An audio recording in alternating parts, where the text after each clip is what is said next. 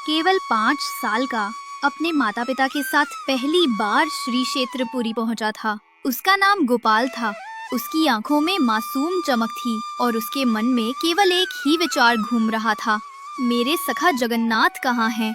मैं उनसे मिलने आया हूँ। वो मुझसे मिलेंगे, मेरे साथ खेलेंगे। रास्ते भर वो यही कहता आया था, माँ मेरे सखा जगन्नाथ मंदिर से बाहर आएंगे ना? वो मेरे साथ खेलेंगे ना? माँ मुस्कुराकर कहती, बेटा भगवान मंदिर में रहते हैं, सबको आशीर्वाद देते हैं, वो बाहर नहीं आते। लेकिन गोपाल का बालमन मानने वाला नहीं था। उसे विश्वास था कि उसका सखा जगन्नाथ उससे जरूर मिलने आएगा। जब वो पहली बार जगन्नाथ मंदिर पहुंचा, तो वो भक्तों की भीड़ के बीच खड़ा होकर ऊपर देखने लगा। विशाल रत्न सिंहासन पर बैठे श्री जगन्नाथ, बलभद्र और सुभद्रा के दर्शन करते ही उसकी आंखें भर आईं। वो हाथ जोड़कर बोला, सखा मैं आ गया हूँ, अब बाहर आ जाओ ना, मेरे साथ खेलो। उसके आसपास खड़े लोग मुस्कुरा रहे थे। कोई बोला, अरे बच्चा तो बड़ा प्यारा है, देखो भगवान को सखा बुला रहा है। लेकिन गोपाल को किसी की परवाह नहीं थी। वो द्वार के पास बैठ गया और बोला, जब तक मेरे सखा नहीं आएंगे मैं यहीं बैठा रहूंगा। शाम ढल गई, दीपक जलने लगे, पुरी की गलियां सुनहरी रोशनी में डूब गईं। लेकिन वो छोटा बालक अब भी मंदिर के बाहर बैठा था। माता पिता ने बहुत समझाया, चलो बेटा मंदिर बंद हो जाएगा, कल फिर आना।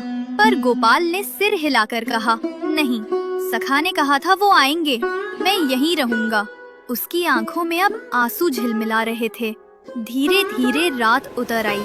समुद्र की लहरों की आवाज और मंदिर की घंटियों का नाद एक साथ गूंजने लगा। तभी अचानक मंदिर के भीतर से एक मधुर ध्वनि उठी। वातावरण में चंदन और तुलसी की गंध फैल गई। गोपाल ने सिर उठाया तो देखा, मंदिर के भीतर से एक दिव्य प्रकाश निकल रहा है। वो चमक धीरे धीरे बढ़ी और उसी में से स्वयं श्री जगन्नाथ प्रकट हुए।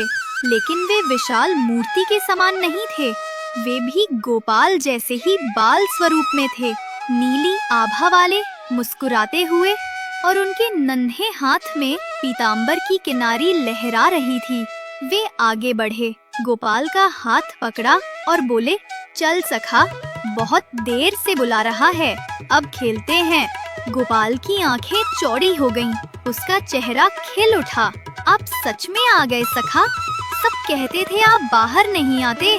जगन्नाथ मुस्कुराए, जिसका प्रेम सच्चा हो उसे जगन्नाथ कभी इनकार नहीं करते। दोनों ने हाथ में हाथ डालकर मंदिर के सिंहद्वार से बाहर कदम रखा। रात का समय था, चांदनी चमक रही थी, गलियों में दीपक टिमटिमा रहे थे। वे दोनों खेलते हंसते नगर के बाहर खेतों की ओर चले गए।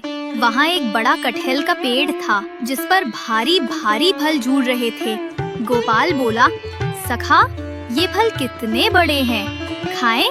श्री जगन्नाथ ने आंख मारी और हंसते हुए बोले, तो चल चोरी करते हैं। दोनों धीरे धीरे पेड़ के पास पहुँचे। गोपाल नीचे खड़ा रहा और जगन्नाथ बाल स्वरूप में पेड़ पर चढ़ गए। एक कटहल तोड़ा, नीचे गिराया और दोनों जोर जोर से हंसने लगे। गोपाल ने कहा, सखा अब अगर माँ ने देखा तो डांटेंगी। जगन्नाथ ने हंसते हुए कहा, अगर माँ डांटेंगी तो मैं बोल दूंगा मैंने दिया है। दोनों पेड़ के नीचे बैठ गए, कटहल के मीठे टुकड़े तोड़े और खाने लगे।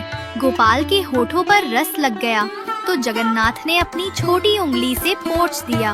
उस पल में मानो समय थम गया। केवल बालक और भगवान दोनों के बीच असीम स्नेह बह रहा था। तभी उस बगीचे का माली उन्हें देख लेता है और डंडा लेकर उनके पीछे पड़ जाता है। वो दोनों भागकर वापस पुरी मंदिर आ जाते हैं। धीरे धीरे रात बीत गई। जब सुबह की किरणें मंदिर की चोटी पर पड़ी, तब पुजारी मंदिर खोलने आए। उसी समय गोपाल के माता पिता ने देखा कि उनका बेटा मंदिर के द्वार के पास सोया है। चेहरे पर मुस्कान है और उसके बगल में आधा खाया हुआ कटहल रखा है। वे बोले, बेटा ये कहाँ से आया? गोपाल ने उनींदी आवाज में कहा, सखा जगन्नाथ मेरे साथ खेले थे, उन्होंने कटहल तोड़ा था, माँ ने कहा, बेटा तुमने सपना देखा होगा। तभी मंदिर के पुजारी दौड़ते हुए आए। वे बोले, आज मंदिर में एक अद्भुत बात हुई। श्री जगन्नाथ के श्री विग्रह के हाथों पर कटहल का रस लगा मिला है और मंदिर के बाग से एक कटहल भी गायब है। सब लोग चकित रह गए। गोपाल मुस्कुराया और मंदिर की दिशा में देखा, जैसे कोई अदृश्य सखा वहीं खड़ा मुस्कुरा रहा हो, जिसका प्रेम बालक जैसा निर्मल हो। उससे स्वयं जगन्नाथ सखा बन